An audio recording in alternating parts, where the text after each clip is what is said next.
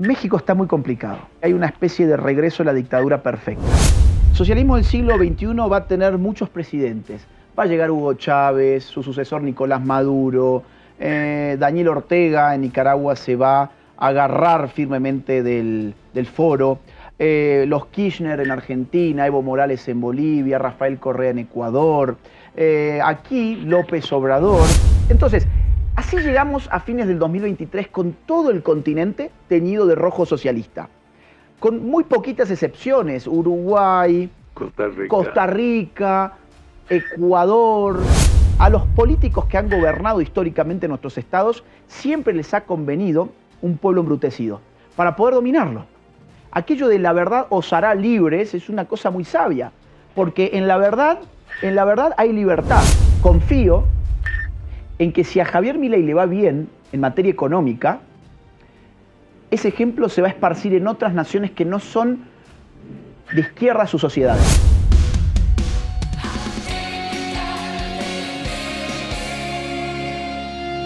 Familia Típica, muy buenos días. Hoy, domingo, día de Platicando con. Hoy tengo un invitado de esos que uno tiene la fortuna de entrevistar una vez por lo menos en la vida. Una persona verdaderamente excepcional, joven, escritor, periodista. Agustín Laje, bienvenido. ¿Qué tal, Carlos? ¿Cómo estás? Muy bien, muy bien. Muchas gracias por invitarme. No, aquí es tu casa. Platícanos, ¿qué haces en México? Bueno, yo estoy lanzando mi nuevo libro que se titula Globalismo, que es el que tienen justamente ahí. De todos lados. Exactamente. Este libro salió el 15 de octubre al gran público y bueno, está causando un revuelo importante en varios países. Es un tema bastante novedoso, es un tema del cual intuyo que se va a empezar a hablar sobre todo en los años que vienen, por los cambios políticos que estamos viviendo. Una pequeñísima corrección: no soy periodista, sino licenciado en ciencia política. Les digo, porque luego aparecen mis enemigos y dicen, está usurpando un título. No, yo me dedico a la ciencia política. Y aquí dice, de la Universidad Católica de Córdoba. Sí, y tengo una maestría en filosofía en Navarra, en la Universidad de Navarra. Exacto, pero también tienes una especialización en contraterrorismo por el Center for Hemispheric Defense Studies de la National Defense University en Washington. Sí, exactamente. Es una especialización que hice en el año 2010. Así que, bueno, es una formación un poco variada la mía. Ciencia política, contraterrorismo, filosofía. Ahora estoy haciendo un doctorado en filosofía. Y mientras tanto, qué bonito. Sí, y mientras tanto escribo libros. Y bueno, afortunadamente el público los recibe con interés. Te platico. Finalmente tengo a alguien que creo que me va a contestar la pregunta que hago 1000 veces y nadie me contesta. ¿Qué carajos estamos haciendo en Latinoamérica? ¿Por qué nosotros, los latinoamericanos, no aceptamos el bien vivir? ¿Por qué vamos a la izquierda? ¿Por qué vamos a dictaduras militares? ¿Por qué somos necios? Bueno, en este momento estamos viviendo el inicio de una nueva etapa en América en general. Nosotros debemos poner en contexto los procesos políticos de los últimos años y creo que una buena forma de entender parte de lo que pasa en la región es pensar en las sucesivas victorias del Foro de Sao Paulo y del socialismo del siglo XXI. El Foro de Sao Paulo se crea en 1990 con Fidel Castro liderándolo junto con Lula da Silva. Es un Lula da Silva que todavía no era prácticamente nadie, no era nadie. Este Foro de Sao Paulo fue una redefinición de las estrategias de las izquierdas que en un contexto de fin de la Guerra Fría necesitaban reagruparse y rediseñar sus estrategias para el nuevo siglo. Eso es el Foro de Sao Paulo. De ahí aparece el fenómeno del socialismo del siglo XXI. El socialismo del siglo XXI va a tener muchos presidentes. Va a llegar Hugo Chávez, su sucesor Nicolás Maduro, Daniel Ortega en Nicaragua se va a agarrar firmemente del foro, los Kirchner en Argentina, Evo Morales en Bolivia, Rafael Correa en Ecuador, aquí López Obrador en el 2018. Y esa experiencia empieza a flaquear en realidad hacia el año 2015. El año 2015 pierde el kirchnerismo después de 12 años de gobierno en Argentina. ¿Qué es el peronismo? ¿Qué es el peronismo de izquierdas? Sí. Es la venganza de los montoneros de los años 70.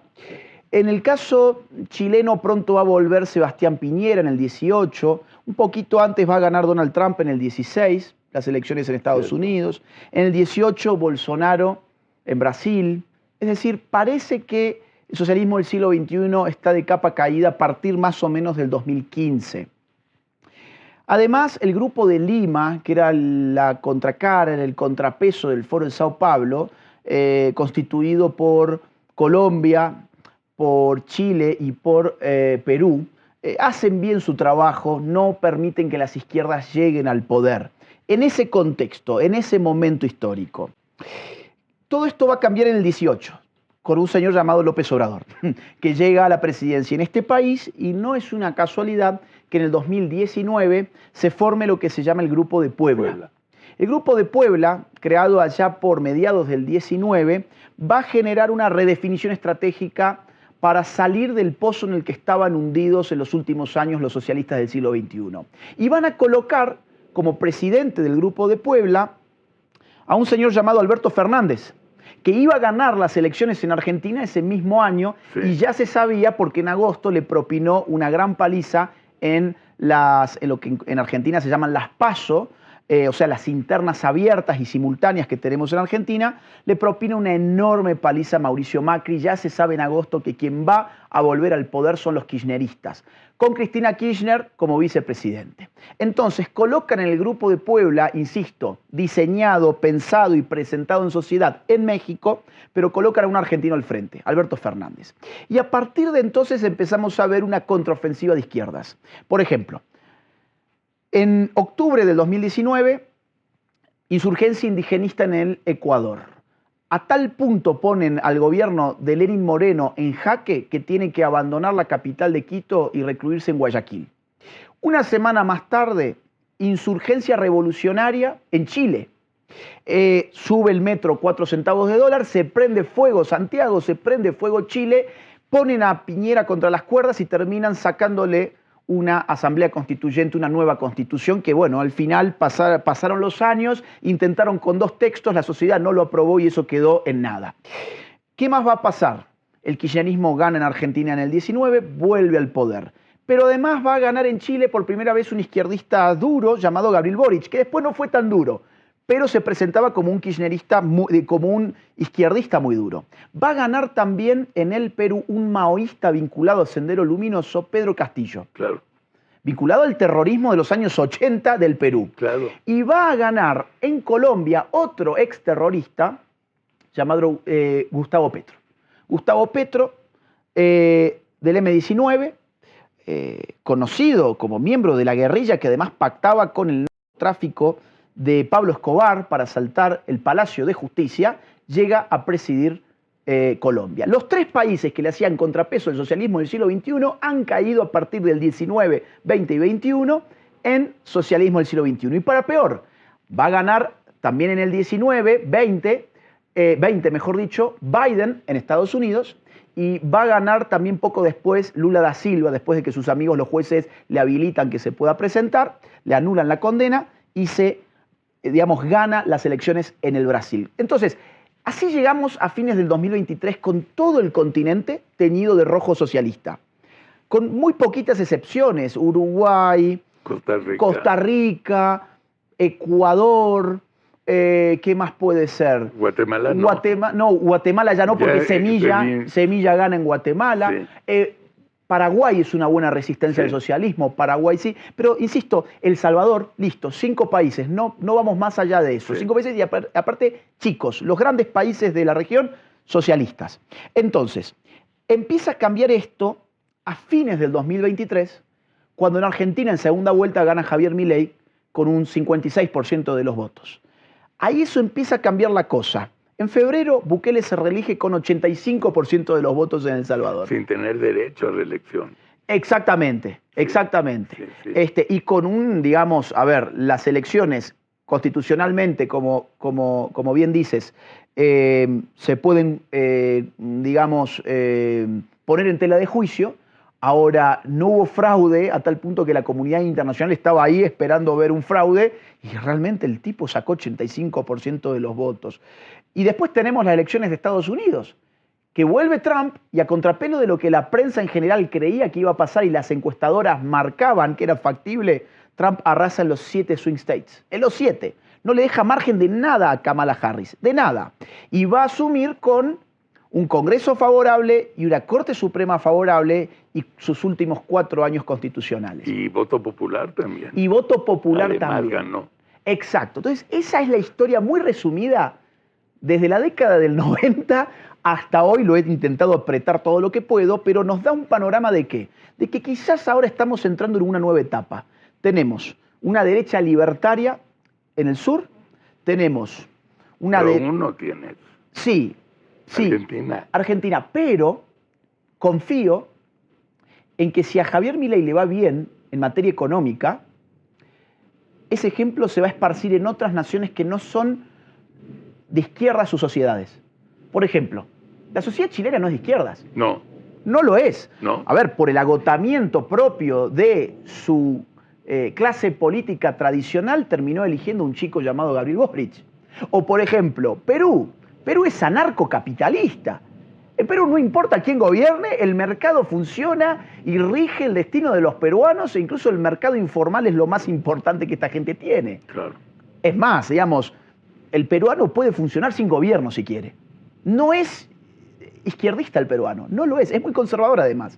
Por un accidente de su sistema político, donde se presentan 20 candidatos al mismo tiempo, uno pasa a segunda vuelta con 15 puntos. Y pasó con 15 puntos frente a Keiko Fujimori, un maoísta que atraía al votante del sur del Perú y terminó ganando por el odio hacia la familia Fujimori. Claro. Y en el caso de Colombia tampoco es un pueblo de izquierdas. No. Si no, las FARC hubieran tenido Claro. otro alcance, otra prédica. De Terminaron acuerdo. en el narcotráfico porque no tenían base popular.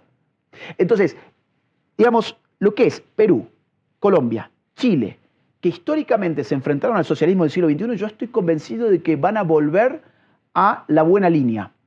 Lo que veo más complicado es México.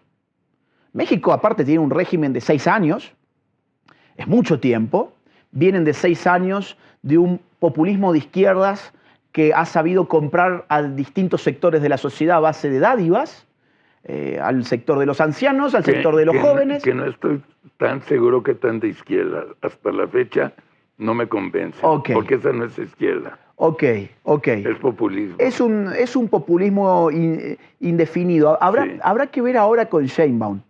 Igual. Porque Sheinbaum, habrá que, digo, ella tiene otra formación, entiendo que otros apetitos. No, sí, pero tiene una fijación obsesiva con López Obrador. Entonces, no sirve de nada. Sí. Aunque 6 años son mucho, Sí. yo creo que puede pasar mucha cosa. Entonces, digamos, veo que la región está cambiando, puede empezar a cambiar. Otro ejemplo muy importante de un país chiquito, pero que se ha convertido en un ejemplo para toda la región, es El Salvador. Sí.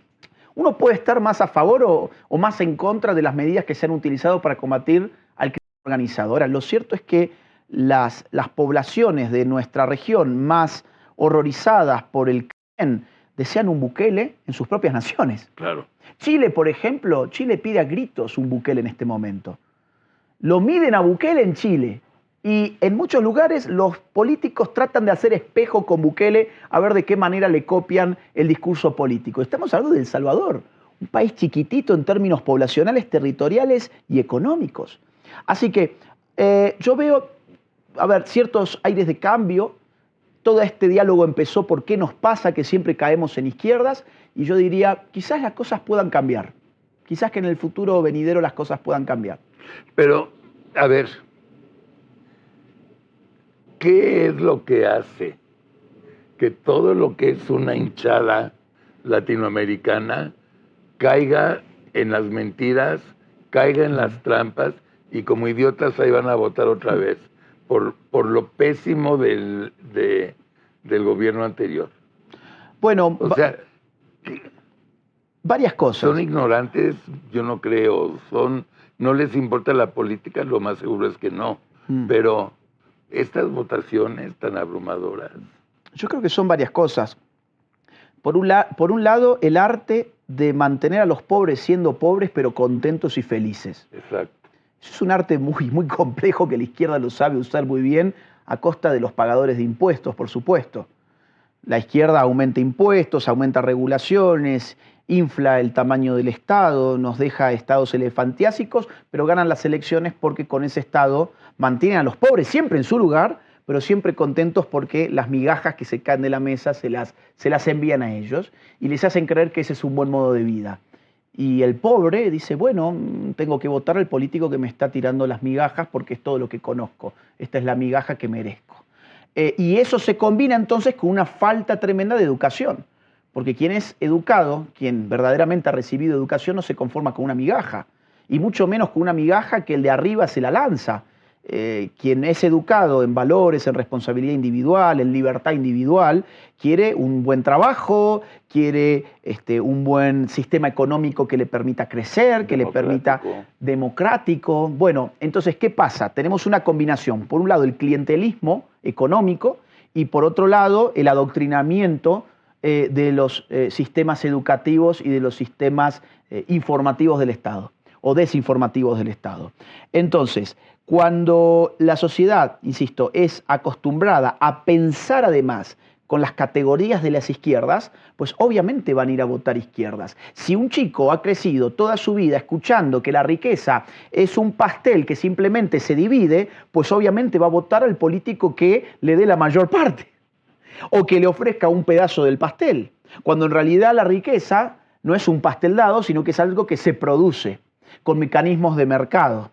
Entonces, claro, el problema es que en las escuelas no te enseñan los mecanismos de mercado. En la escuela te enseñan los mecanismos redistributivos del Estado y eso le llaman justicia social. Y eso le garantiza al político tener ejércitos de votantes que piensan siempre con las categorías de las izquierdas. O, por ejemplo, pensemos en casos ya no económicos, sino culturales, incluso sexuales. El feminismo, en los últimos años, que ha sido una de las banderas más exitosas de las izquierdas, ha abierto ideas muy curiosas, como por ejemplo que a las personas tenemos que votarlas por sus genitales.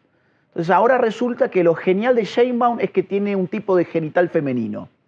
Bueno, no sé si es lo más importante a la hora de elegir un político, qué es lo que ese político tiene entre las piernas, pero hay muchísima gente, sobre todo mujeres, que han adoptado esa configuración ideológica y que creen que lo realmente valioso de un político es a qué sexo pertenece.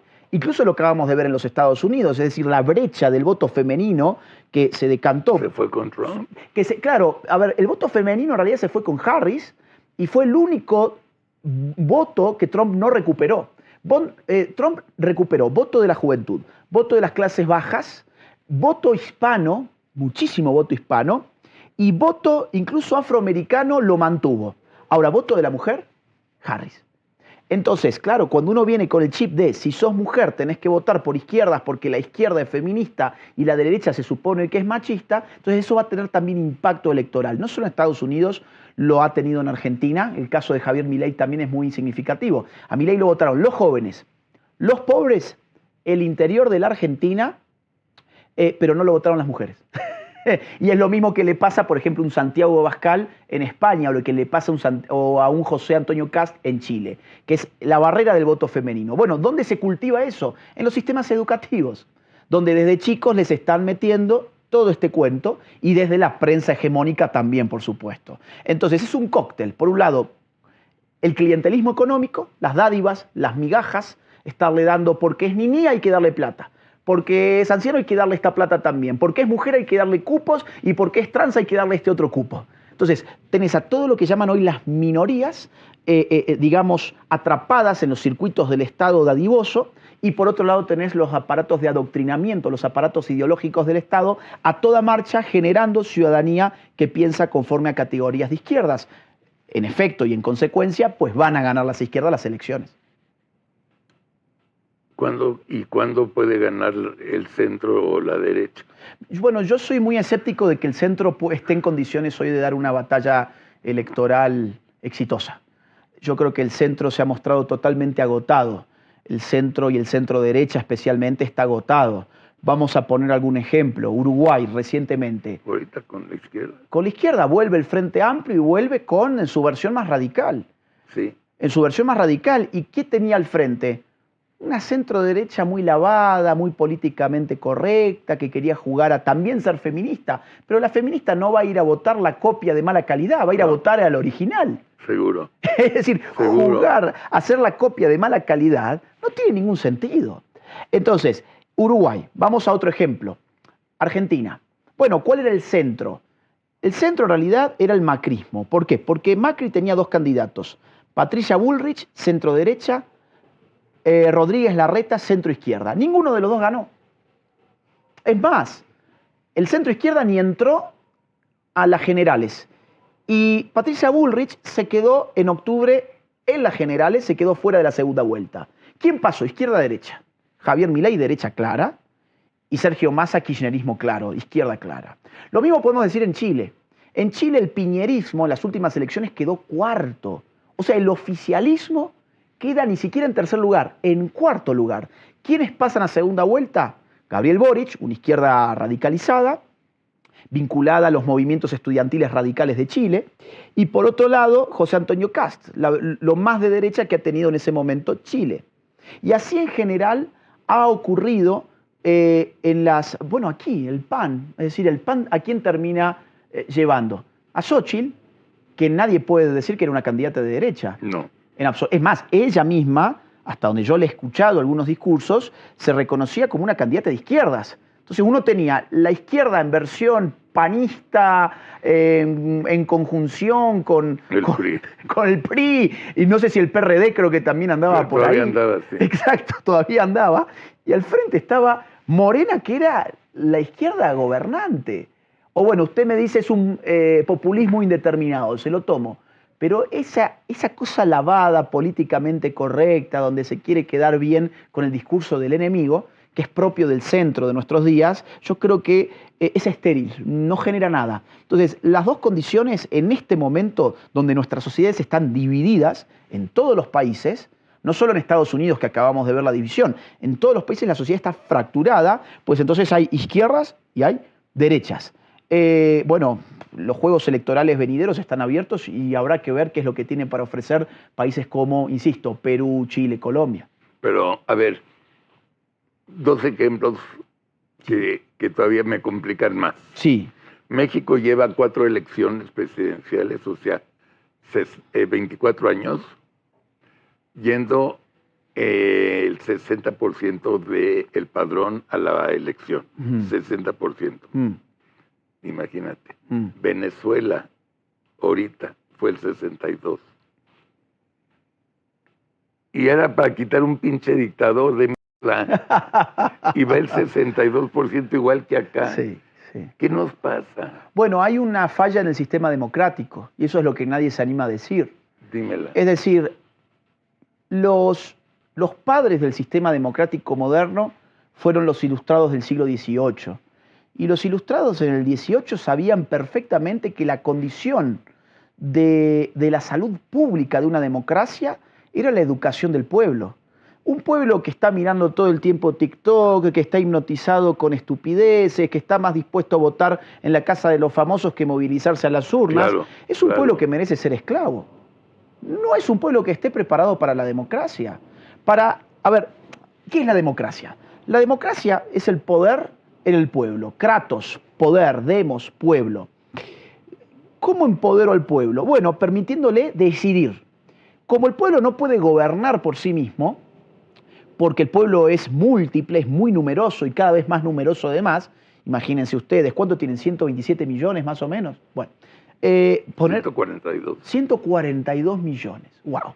Y 100 con credencial de elector. Wow. Poner a toda esa gente a gobernar. Fueron 60 nada más. ¿Y fue el 60? Y 36% o 36 millones por Claudia y 21 o 22 por la oposición. Bueno, yo te daría un número peor, que es el siguiente. Si yo salgo a hacer una encuesta acá, en Ciudad de México, o en Buenos Aires, no importa, es que no es una cosa de México, es una cuestión de todos. Y yo le pregunto a la gente, bueno, a ver, ¿usted sabe qué hace un ministro No. ¿A qué poder pertenece un ministro? No, Solo por supuesto eso. que no. ¿A qué poder? No, a ver, yo me juego el 90% por lo menos de los encuestados no va a tener idea ni qué es un ministro. Yo lo viví. A mí me tocó. Claro, claro. Entonces, con ese criterio, ¿a qué vota la gente? Si yo le digo, a ver... Al que le cae bien o al que le dan la plata. Exactamente, ahí está el punto. Ahora, uno puede elegir un político porque me cae bien. ¿En virtud de qué me cae bien? Porque me puede caer bien en virtud de un programa político o de una ideología política. Ahora, si me cae bien porque me gusta cómo habla, o porque me gusta su peinado, porque me gusta su ropa, o porque me gustan sus ojos, como acá se dijo alguna vez, ahí tengo un grave problema, que es que el pueblo no está educado y no está eligiendo. Es decir, nosotros tenemos democracias fallidas porque el pueblo cree que elige algo, pero no tiene herramientas para elaborar su decisión política. Y ese daño lo ha provocado el mismo Estado. ¿Por qué? Porque a los políticos que han gobernado históricamente nuestros estados siempre les ha convenido un pueblo embrutecido para poder dominarlo. Aquello de la verdad os hará libres es una cosa muy sabia, porque en la verdad hay libertad. Si yo puedo buscar la verdad, tener herramientas de entendimiento, puedo en el caso de la política conocer hechos políticos, argumentaciones políticas, puedo elaborar un pensamiento propio y mi voto tiene peso. Ahora insisto, si en mi vida me interesé en política, no conozco las ofertas políticas y voy a votar porque me tiraron ayer una migaja, entonces no tenemos un sistema democrático real, tenemos un sistema clientelista. Pero explícame Venezuela. Bueno. 60% fue a votar. Nos gustan las migajas. Al pueblo latinoamericano nos gustan las migajas. Y hay gente que se acostumbra a vivir así. Hay gente que se acostumbra. Eso que desde afuera, desde ámbitos... Claro, porque no tenían referencias pasadas. Exacto. Y ya hay generaciones que han vivido bajo chavismo toda su vida. Es cierto, claro. A ver, es lo mismo que en Cuba. ¿Y qué pasa en Cuba? Cuba tenés una dictadura desde 1959. ¿Y qué pasa que el pueblo no se rebela? Porque en el caso de Venezuela hay varias cosas. Por un lado, generaciones enteras no saben lo que es la libertad. Exacto. No la conocen. Cuando emigran, la conocen en otros países y ya no quieren volver. Y se acabó su vínculo con Venezuela para siempre, o por lo menos para mientras dure esto en Venezuela, que parece que sigue para largo. Por otro lado, tenemos gente aterrorizada. A ver, Montesquieu, que fue un filósofo político del 18, decía que la base psicológica del despotismo era el terror, el temor.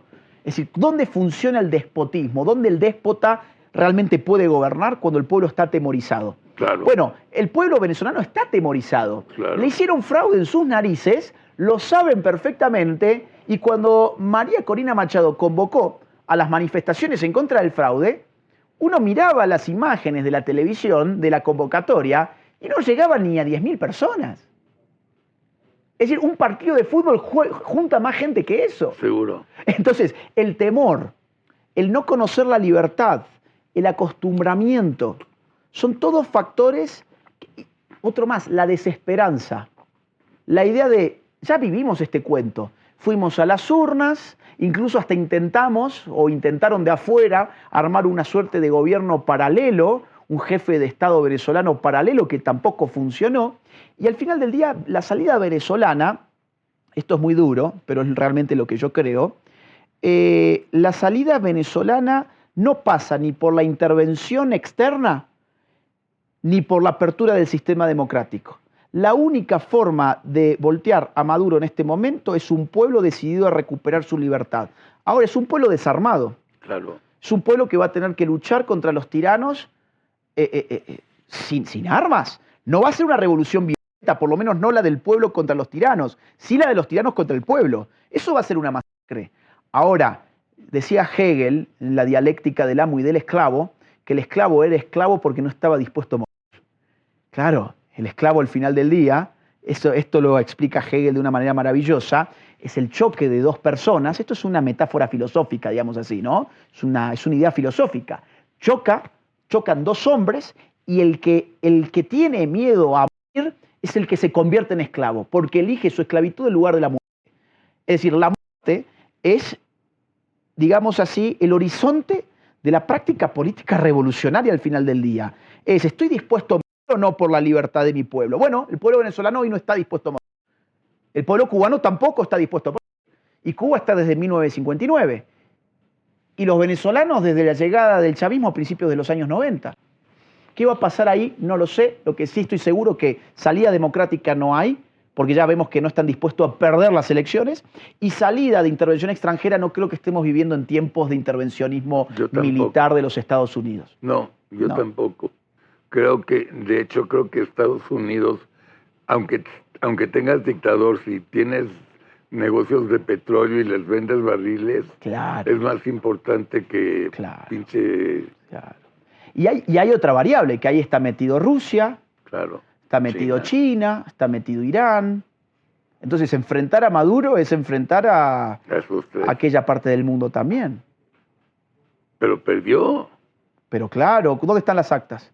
Nunca las presentaron. Las tiene María Corina. Claro, pero las actas que decía tener la dictadura, que nunca supuestamente eran la verdad, nunca las presentaron. Yo pensé que por lo menos una pantomima iban a armar. Yo pensé que un circo iban a armar, iban a falsificar algunas actas y iban a decir, esta es la verdad. Ni siquiera tuvieron necesidad de eso. No. ¿Y sabés por qué no la tuvieron? No. Porque no hubo una revolución popular. Si hubiese empezado realmente a desencadenarse una revolución popular, el régimen hubiera tenido que salir a fingir limpieza democrática para quietar a las masas. Pero se dieron cuenta que la comunidad internacional no iba a hacer nada real, más que algún discurso de ocasión. Exacto. Y que el pueblo... Te quito un chequecito de tus ahorros. Sí, que, a ver, entre eso y terminar en la cárcel, esta gente no le importa nada. Nada. Porque no nos olvidemos, es un gobierno de traficantes. Claro. Es un gobierno, digamos, signado por el crimen organizado, que ha violentado los derechos humanos de su población civil. Es un gobierno que está comprometido en delitos de lesa humanidad. Cuando esta dictadura cae, ojalá que caiga algún día, nos enteraremos de los horrores que hoy no conocemos. Hoy ya lo que conocemos es horroroso. Ahora, imagínate todo lo que no conocemos. Lo mismo con Cuba. Todo lo que no conocemos de Cuba. Ahora, lo curioso es que la izquierda sigue reivindicándose como la defensora de los derechos humanos. Imagínate. Las únicas dictaduras en nuestra región son de izquierdas, pero la izquierda es democrática y defiende los derechos humanos. ¿Y viste lo que hizo Daniel Ortega ahora con su mujer? Ya la nombró vicepresidenta, no sé qué, ya ella opina más que el Congreso. Y Nicaragua es todavía más triste porque ni siquiera tiene prensa. No. Es decir, Cuba tiene su prensa, nos enteramos el otro día del apagón, que una planta muy importante de energía dejó de funcionar, Venezuela tiene su prensa, lo que está pasando, pero uno le dice, allí afuera, insisto, a la persona común y corriente, ¿sabes lo que pasa en Nicaragua? La gente no tiene ni idea. No. Ni siquiera la comunidad internacional habla de lo que pasa en Nicaragua, donde se persigue, por ejemplo, a los sacerdotes, a los obispos, a las personas de fe. Hay una persecución religiosa muy grande en Nicaragua. Y a veces me da la sensación de que ni el Vaticano quiere decir lo que pasa en Nicaragua. A mí también. Abandonaron a sus curas, abandonaron a sus obispos. Ahora, vamos a globalización. Vamos. Que es otro mundo fascinante. Es un hecho que ya vivimos en una globalización. Los que no lo quieren ver es porque están ciegos. ¿Cómo puede afectar en un mundo globalizado gobiernos como los que tenemos en Latinoamérica? ¿Cómo es esa relación en tu opinión? ¿Y cuándo visualizarías que mandemos a la mierda al gobierno que está ahorita? Bueno, yo diría lo siguiente. Globalización es un dato inexorable de la realidad, como bien has dicho. Sí. Es una palabra, además, la palabra globalización data de la década de 1980 y aparece en el marco de las facultades de ciencias económicas y de administración de empresas. ¿Por qué? Porque refiere a un fenómeno relativamente novedoso, que es el de la aceleración de los intercambios comerciales a escala planetaria, posibilitados por las nuevas tecnologías de comunicación, de transportes, digitales, etc. O sea, Resumiendo, la posibilidad de tocar un botón y mover mi capital de una parte del mundo a otra parte del mundo, tocar otro botón y contratar a una persona que desde la India trabaja para mi empresa, tocar otro botón y comprar mercadería a la China. Eso es globalización, eso es un dato de la realidad, es un dato inexorable de nuestro sistema económico. Ahora, globalismo, que es lo que yo trato en este libro, es una cosa ligeramente distinta. Globalismo es un fenómeno político, no económico. Es el fenómeno de la concentración del poder político en organismos supraestatales. El globalismo es todavía un régimen embrionario de poder y acontece allí donde los organismos supraestatales empiezan a decidir agendas políticas de las naciones, empiezan a decidir el contenido de nuestras normas de derecho. La ley internacional o los tratados internacionales se empiezan a poner por sobre nuestras normas nacionales. Es cuando empiezan a digitar agendas de tipo culturales para nuestras sociedades y empiezan a dictaminar un montón de cosas como, por ejemplo, qué hacer frente a una pandemia. Lo acabamos de vivir hace muy poquitos años. El globalismo, yo soy muy crítico con el globalismo porque entiendo que es un fenómeno antidemocrático. Entiendo que cuando aparece un organismo internacional que cada vez demanda más poder, significa menos poder para los nacionales que se quedan fuera de las discusiones políticas. Nuestra región, por ejemplo, que era el foco que vos querías hacer, nuestra región ha adherido, en general, a algo llamado Agenda 2030. La Agenda 2030 es una agenda de las Naciones Unidas que consta de 17 objetivos y 169 metas que todas las naciones del mundo debieran cumplimentar a más tardar para el año 2030. Esto se creó en el año 2015. Nos dan 15 años para cumplimentar lo que apenas 87 personas diseñaron como Agenda 2030. Solo 87 personas diseñaron una agenda para más de 8.000 millones de seres humanos que habitamos en el planeta Tierra. Y nuestros gobiernos, que les encantan estas organizaciones, quedan muy bien porque la ONU tiene buena prensa, entonces van y dan sus discursos en la ONU y se comprometen en el nombre de los mexicanos, en el nombre de los argentinos, en el nombre de los chilenos y así en general, a una serie de cosas que después el pueblo no tiene ni la más remota idea. Entonces, el globalismo es un problema político que yo creo que va a ir creciendo en los próximos años porque estos organismos demandan cada vez más prerrogativas. Por ejemplo, cuando tuvimos la pandemia del COVID-19, hace poquito, esto es demasiado fresco, ¿quién digitó las políticas sanitarias de las naciones? Una organización internacional llamada OMS, Organización Mundial de la Salud. Casi todos nuestros países lo único que hicieron fue receptar esas directrices y decir, esta es la política oficial. ¿Bien? Esa política hoy tiene graves problemas porque mucho de lo que esta gente recetó ha generado un gran daño a muchas personas. Yo sé que esto sale por YouTube, entonces no voy a ser explícito porque no quiero que tu canal sufra una censura. Estos son temas muy delicados que YouTube los censura. Voy a hablar en código, digo para la audiencia. La OMS, Organización Mundial de la Salud, recomendó aplicar determinadas cosas, determinadas marcas, siguiendo lineamientos y siguiendo intereses de ciertas farmacéuticas que finalmente afectaron a personas que hoy están yendo a la justicia en muchos países como Holanda, Inglaterra, países del primer mundo, Estados Unidos también. En Estados Unidos se va a destapar algo muy grande ahora con Kennedy Jr., donde, bueno, empiezan los juicios. Empiezan los juicios por todo el daño que se ha hecho durante la pandemia. Y al mismo tiempo que empiezan los juicios, la propia OMS está discutiendo un tratado sobre la pandemia para que en la próxima pandemia las naciones de antemano le hayan concedido más poderes soberanos para digitar el orden sanitario del mundo por si tenemos un COVID, no sé, 25 o un COVID 26 o lo que fuera. Estoy siendo metafórico, claro.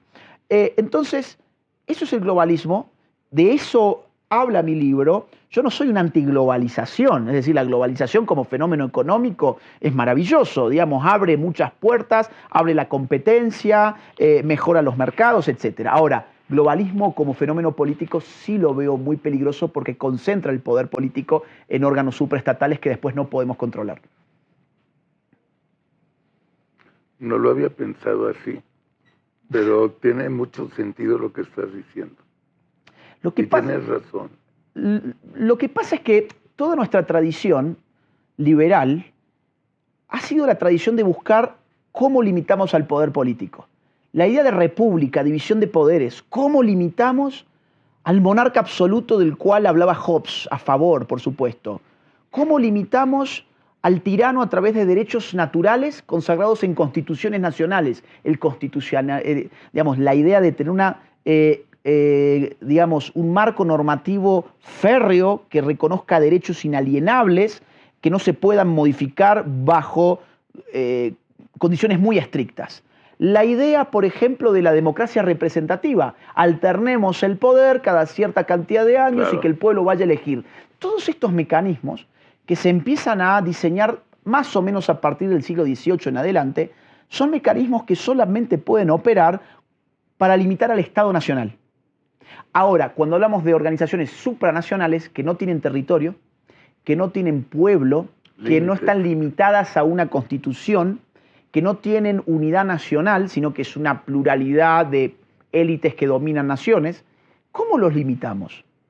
¿Cómo limito yo, por ejemplo, a la OMS? Cuéntenme, no sé, no se me ocurre.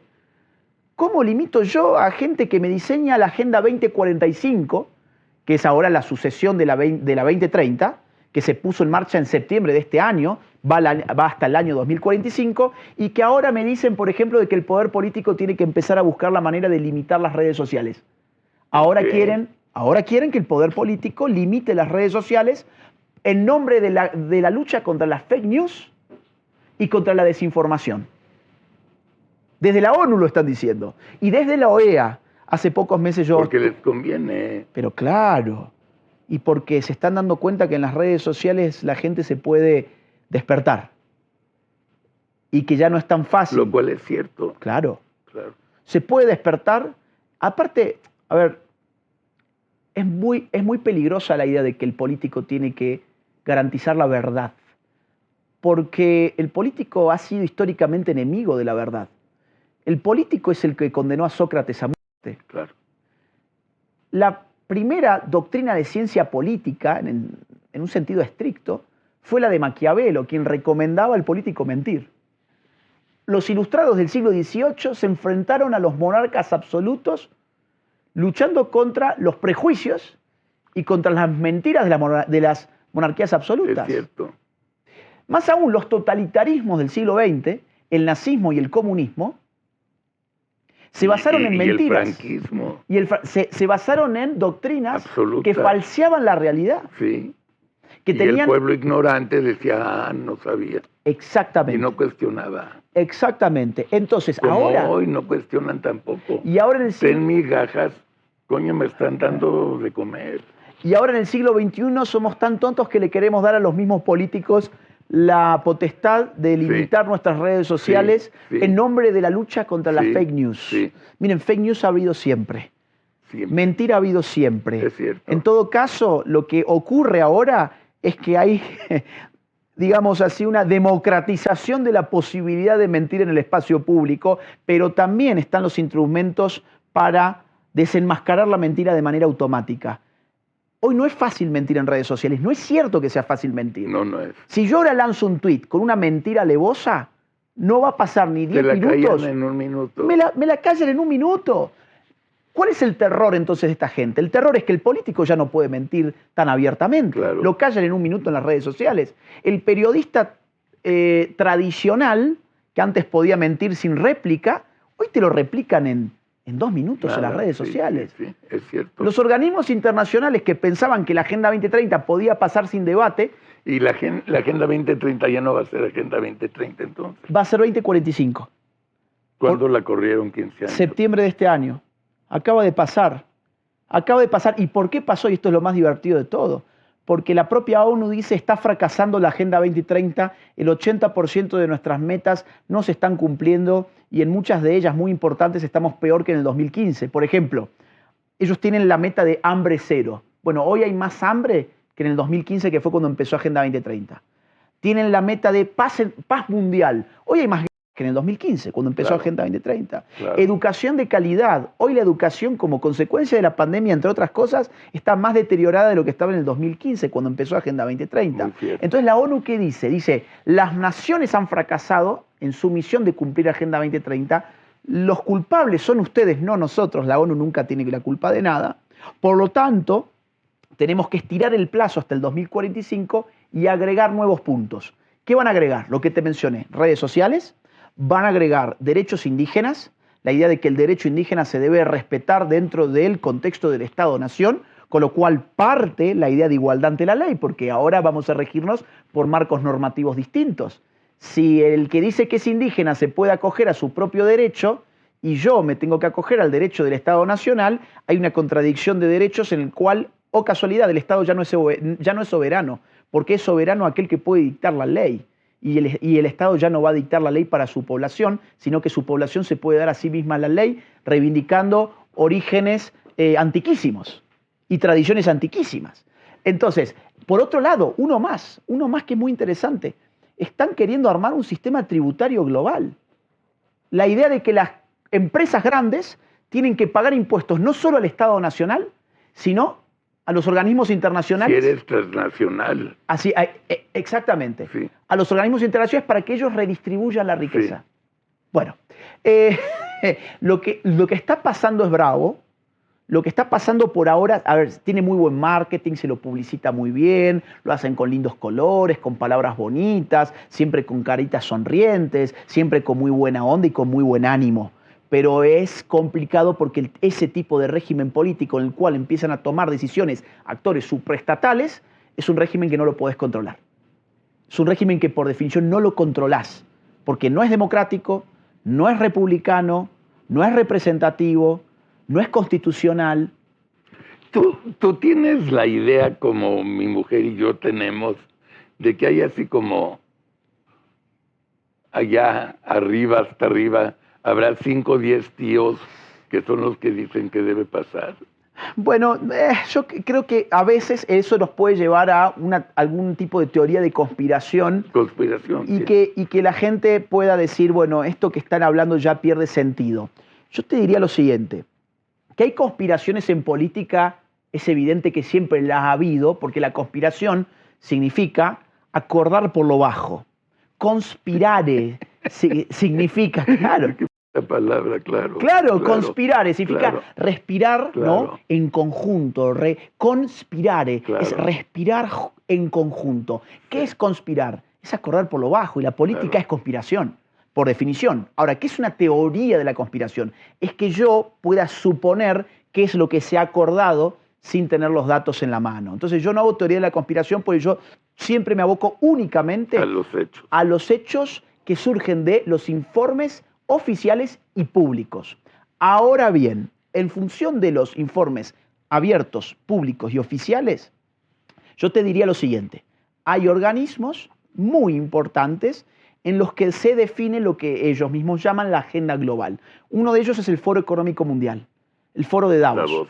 Exacto. Es un foro que existe desde 1971, cuyo líder es Klaus Schwab. Para ser miembro del foro hay que desembolsar una cantidad inmensa de dinero.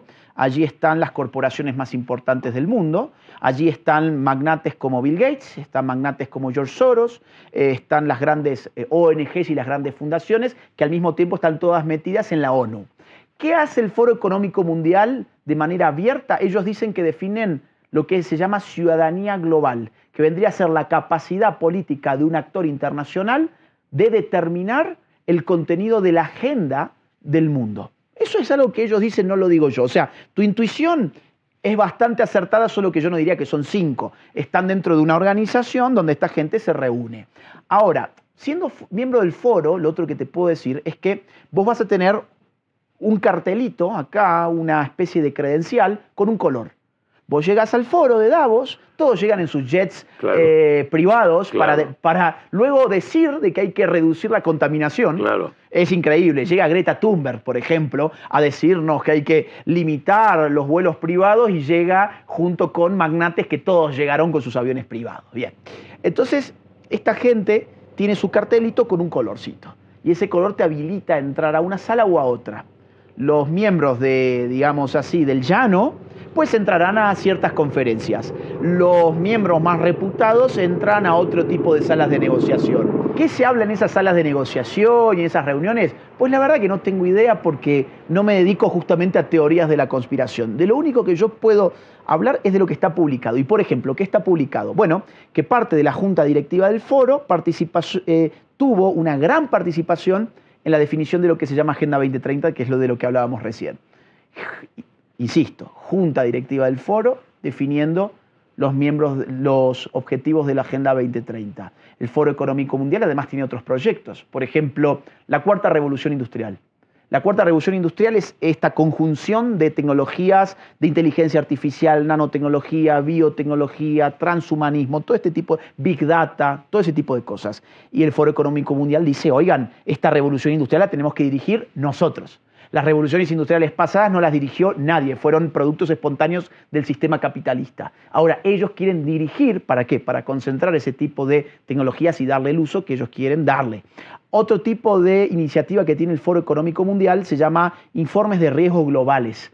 Ellos una vez por año publican un informe que se llama Riesgos Globales, en el cual dicen cuáles son los 10 riesgos para los próximos 10 años en la humanidad. Y los van modificando de acuerdo a sus apetitos políticos. El de este año, por ejemplo, el riesgo número 1 era la fake news en Internet, lo que animaba a la gente del foro a pedir intervención política en las redes sociales, que es lo que hablábamos recién. No puede ser eso. En eso están, en eso están. Qué horror, qué horror. E insisto, a ver, nuestro público que sepa, esto es información pública, está publicado en sus propias bases de datos, en sus propios informes, no es que lo estamos inventando o suponiendo acá, sale todo de sus propias organizaciones. Danos una conclusión, Agustín, por favor. Los próximos 10 años Latinoamérica, que no te gusta hacer ni teorías ni predicciones, pero tienes bastante claro cómo está el panorama, nos los explicaste muy bien. Y yo sé que yo me tengo que joder como mexicano 5 años con esto. Sí. Y un Padre Nuestro que ojalá ya ganemos en 6 años. Si es que hay posibilidad. Si es que hay posibilidad. Si es que hay posibilidad de competir. Claro, claro. A ver, ¿qué te voy a decir? Vamos a ver. Lo que está pasando en Argentina, yo no soy nacionalista en el sentido de la típica soberbia que nos endilgan a los argentinos, porque aparte soy de Córdoba, soy del interior. Bueno, no eres de Boca, que ya está. No soy ni de Boca ni de River, soy de Talleres de Córdoba. De Talleres, está perfecto.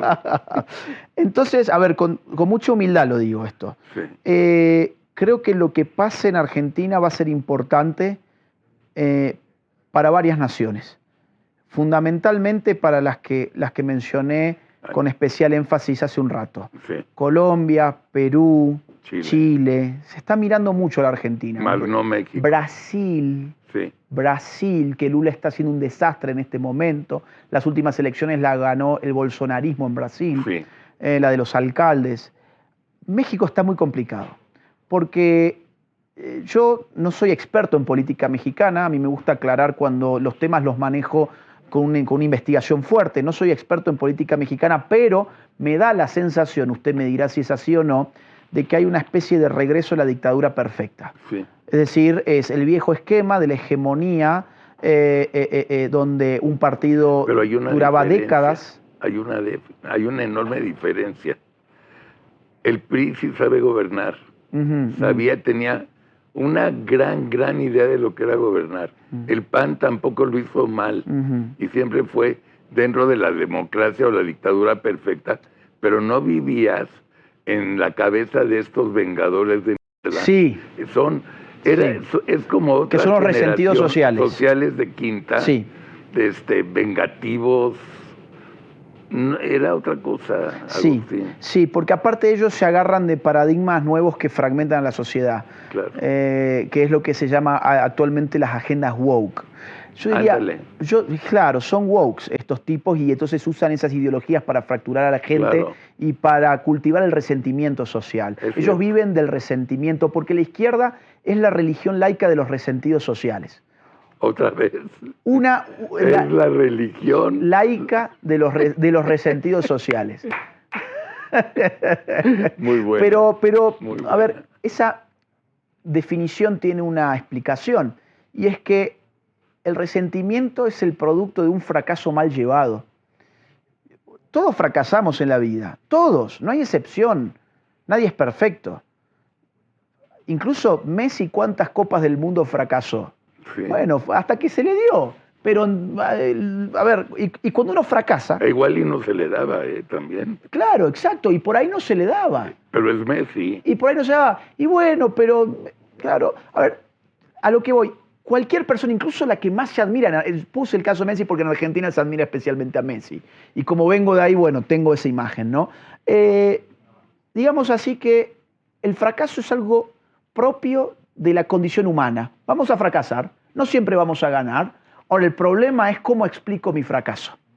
Si yo pongo un kiosco y me pongo a vender caramelos en el kiosco y fracaso, yo puedo hacer una evaluación racional, fría, para mejorar. Y puedo decir, oigan, a ver, quizás los precios estaban altos, quizás el producto, el caramelo que yo traía era malo, quizás la zona en la que ubiqué, mi negocio era mala, no tenía mercado para esto, quizás me faltó hacer marketing. ¿Sabes lo que harían estos hijos de este gobierno? Ahí está. ¿Qué le va a decir? Es culpa Exacto. del cliente que no logra distinguir la extraordinaria calidad de este dulce porque prefiere los dulces norteamericanos y franceses. Exactamente. Ahí está el punto al que yo quería llegar. Sí. Entonces, el fracaso se convierte en resentimiento. Exacto. Cuando no lo puedo superar porque no puedo salir adelante. El resentimiento me deja clavado en un odio que se regenera a sí mismo, por eso se llama resentimiento. Es un sentimiento que se rehabilita constantemente, es un sentimiento negativo que viene una y otra vez a mí porque no soy capaz de superarlo. Y no soy capaz de superarlo porque no me puse los pantalones largos y no hice lo que debía hacer para mejorar. ¿Qué te va a decir la izquierda? No, es que no tenés que mejorar, vos sos perfecto. Si vos fracasaste, no es por nada que tenga que ver contigo. Es culpa de los yanquis, es culpa del empresario malvado que te ganó en la competencia, es culpa del sistema capitalista, es culpa de la explotación de clases, es culpa de esto, de aquello, pero nunca el problema sos vos. Entonces votame a mí, que yo voy a combatir a los yanquis, Exacto. a los capitalistas, a los empresarios, y te voy a dar ese producto. Claro. Te voy a dar lo que vos merecés. Ese es un... A ver, psicológicamente, para personalidades condenadas a fracasar, es un bálsamo. Claro.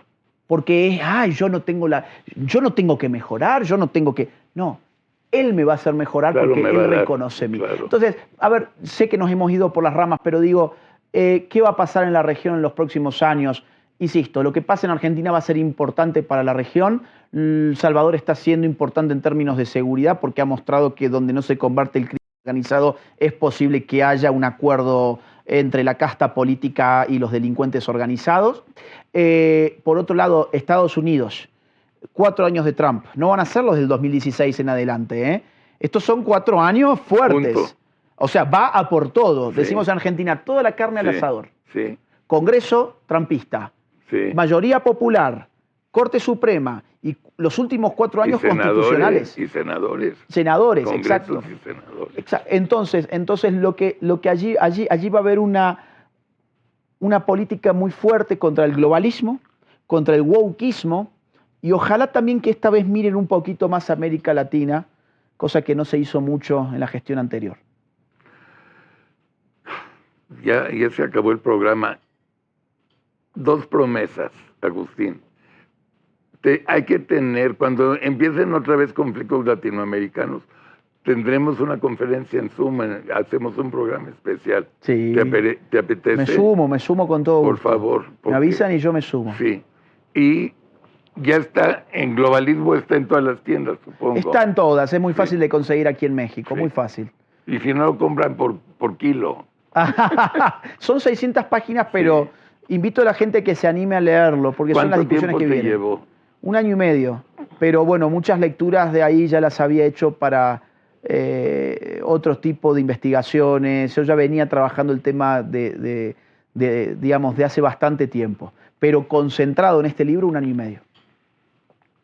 Ha sido un placer tenerte acá en casa. Igualmente, Carlos, muchas gracias. Muchas gracias, de verdad, Agustín. A vos. Y bueno, nos vemos pronto aquí. Así será, con todo gusto. Muchísimas gracias. Y familia típica, les recuerdo, mañana lunes es Día de Por qué, con Pedro Ferriz, con Pepe Rubinstein, Sarita Dulce, Luis Berman, su servilleta, y sigan disfrutando hoy domingo la programación de Atípica, la van a pasar muy bien.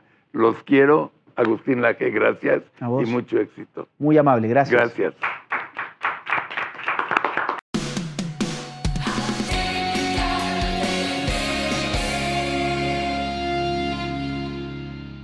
Familia Typical, muy buenos días. La carta que he escrito este jueves para Typical TV se la dirigí a El Sentido Común. Y como cada jueves les recuerdo, me hagan el gran favor de viralizar este video entre todos sus conocidos. Como siempre, mil gracias. Bien, vamos a la carta. La cabeza de la carta dice, carta dirigida al sentido común, y entre paréntesis, mi mamá me mintió. Estimado sentido común, cuando era pequeño, mi mamá me regañaba y castigaba porque hacía muchas cosas que para ella no tenían sentido. Me obligaba a ponerme el suéter porque ella tenía frío. Me regañaba porque los exámenes de secundaria me iban la mayoría a extraordinario, sobre todo que eran las materias más fáciles.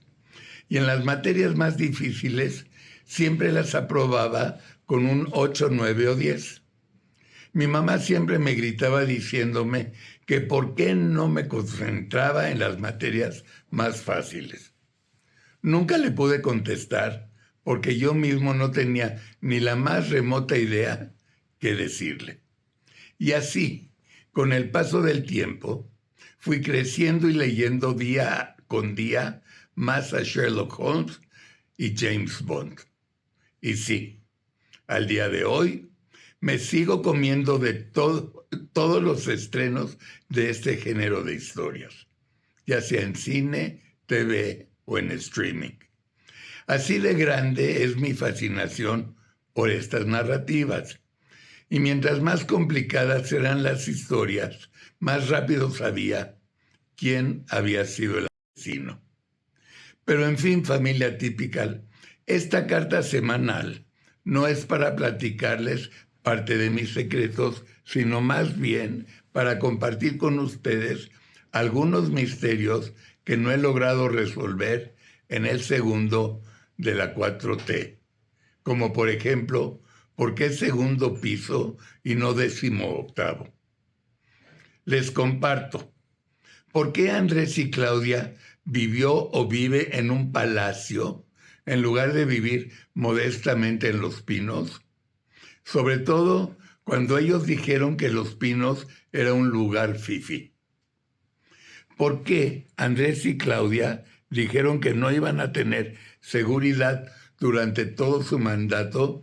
Y la única verdad es que tienen hasta el día de hoy una bestialidad de guaruras. Pero no solamente Andrés y Claudia, sino también todos sus familiares. ¿Por qué Andrés y Claudia nos mienten que no volarían en aviones particulares cuando lo siguen haciendo? ¿Por qué hasta el día de hoy nos han metido, ni meterán ¿por qué hasta el día de hoy no han metido ni meterán al tanque a ningún morenista? ¿Por qué Andrés recibe una bestialidad de dinero al mes cuando nunca ha trabajado? ¿Por qué Andrés, la basura mayor de la 4T, nunca metió a la cárcel a ningún corrupto de su gabinete que denunció? ¿Y por qué Andrés y Claudia siempre contrataron a las ratas más grandes de todos los partidos para que trabajen para ellos? ¿Y por qué la manada de borregos de la 4T en el Senado aprobaron sin ninguna objeción la reelección de la bestia más corrupta e ignorante en la historia de la Comisión Nacional de Derechos Humanos? ¿Por qué y para qué estos idiotas de Morena aprueban el relanzamiento de una línea aérea como Mexicana de Aviación? ¿O por qué construyen una basura de aeropuerto en lugar de haber terminado un verdadero y gran aeropuerto que estaba en Texcoco? Y una de las peores, una vez destruido el Poder Judicial, ¿por qué los comemidas de Monreal, Adán Augusto y la basura de Noroña ya designaron sin ningún sorteo previo ni elección quiénes van a ser los ministros del ex Poder Judicial de la Nación? ¿Y por qué estos lamehuevos de Andrés ya eligieron a las 3 ministras más ignorantes, más mentirosas y corruptas para volver a ocupar sus asientos en esta corte? Es más, ¿por qué esta basura de cerdos ya designaron sin ninguna autorización como presidenta de la corte a la más ignorante, más estúpida, más idiota, más tonta, más inútil, más rata, más burra y sobre todo una demagoga idéntica a la de la Comisión Nacional de Derechos Humanos? Mi estimado sentido común, puedo seguir horas y horas escribiendo sobre la inmortalidad, inmoralidad y estupideces de estas bestias, pero la verdad, no valen la pena. Estos idiotas ya cumplieron con las órdenes que les dio Andrés. Ya destruyeron la libertad de los mexicanos. Y lo peor, ya destruyeron el Estado de Derecho y garantías individuales para todos los mexicanos. Estas basuras y comemidas de diputados y senadores de Morena, Verde y PT ya acabaron con la República. Y lo peor, ya le cumplieron sus 18 caprichos al dictador vengativo con estas nuevas reformas. Su objetivo, acabar con nuestro país. Sus resultados aún están por verse. Pero pase lo que pase, nosotros en la familia Atypical seguiremos luchando con nuestros 2.700.000 hermanos para defender la libertad y la libertad de expresión. Somos la resistencia y lo seremos hasta el último día de gobierno de estos corruptos gobernantes. Porque aquí, en Atypical, nadie, absolutamente nadie, nos van a callar. Nadie. Familia Atypical, esta es la carta de este jueves. Disfruten un lindo fin de semana y sigan disfrutando de nuestra programación. Muy buenos días.